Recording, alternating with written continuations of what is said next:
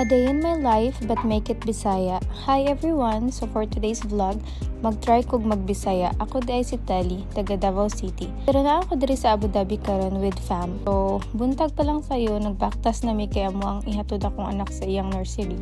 Human ato, diretso na pod ko sa office, perti gyud inita ron sa Abu Dhabi. Grabe maskin buntag pa. Pag-abot gyud sa opisina kape na dayon, murag dili kompleto ang adlaw kung walay kape gyud. Mao day ni ako morning office view kada adlaw, makarelax tan-awon samtang nag-andam sa trabaho. Kaon sa taog banana cake ug inom og kape samtang nagmuni-muni kadali. Paspasan na dayon na kog humaning mga pending kay tungod sa Eid holiday diri pila ka adlaw daghan gyud kaayog tambak.